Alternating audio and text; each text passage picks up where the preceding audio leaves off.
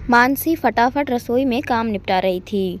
Mummy जी पापा जी के लिए खाना बना चुकी थी, बस अब रसोई की सफाई करने में लगी हुई थी। उसके बाद उसे तैयार भी होना था। आज उसे मनीष के साथ मूवी देखने जाना था। मनीष सुबह ही कह के गया था शाम को काम से फ्री हो जाना, आज मूवी देखने जाएंगे और साथ ही डिनर भी बाहर ही करेंगे, बस हम दोनों और कोई नहीं। इसीलिए फटाफट रसोई से फ्री हो रही थी। मन में उमंग थी कि आज पति के साथ अकेली मूवी देखने जाऊंगी और डिनर भी बाहर ही करूंगी, लेकिन साथ ही साथ एक डर भी था, कहीं लास्ट मोमेंट पर सासू माँ मना न कर दे। वह कई बार पहले भी ऐसा कर चुकी थी और इसमें सबसे बड़ा योगदान ननद आरती का होता था। कहने को तो ननद महज 25 साल की थी, लेकिन बड़े बुजुर्गों जैसी बातें करती थी और भाई भाभी के लिए नए नए नियम निकाल कर लाती थी। ननद की और उसकी शादी में महज 7 दिन का फ़र्क था। ननद की शादी पहले हुई थी और उसकी शादी 7 दिन बाद। खुद तो सारे मज़े लेती थी ज़िंदगी के, लेकिन भाई भाभी के लिए नए नए नियम निकाल कर लाती थी। कितने अरमान थे शादी के बाद पति के साथ बाहर घूमने जाएगी। दोनों ने शादी से पहले ही डिसाइड कर लिया था कि शादी के बाद मनाली जाकर आएंगे, पर ननद ने अड़ंगा लगा दिया। खुद तो शादी के बाद हनीमून पर शिमला जाकर आ गई, लेकिन जब भाई भाभी की बात आई तो यह कहकर टांग अड़ा दी कि ये तो आजकल के चोचले हैं, वो तो मेरे ससुराल वालों ने मुझे भेज दिया, वरना मैं तो कभी नहीं जाती।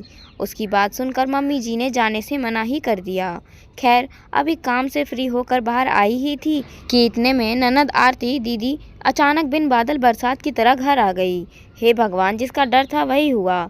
इसे भी अभी ही आना था। अब इसे पता चला कि मैं मूवी देखने जा रही हूँ तो बेवजह अपनी टांग अड़ा देगी। फिर मम्मी जी 2 बातें मुझे ही सुनाएंगी तो सुनाएंगी, साथ ही मना न कर दे।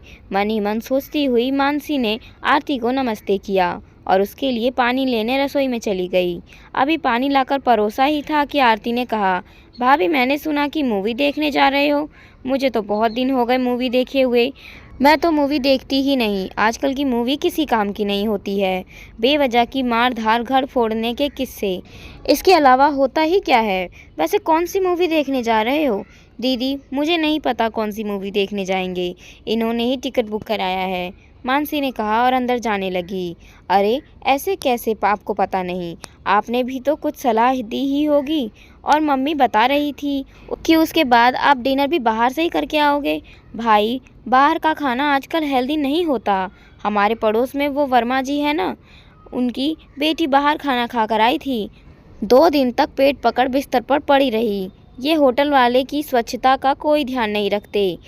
मानसी बिना कोई जवाब दिए अंदर जाने लगी तो आरती बोली, अरे भाभी अपनी घर गृहस्थी संभालो, क्या रखा है इन चीज़ों में? सब घर के बजट बिगाड़ने के तरीके हैं और कुछ नहीं। जी मैं इस बात पर ज़रूर सोचूंगी, पर फिलहाल मुझे जाना है।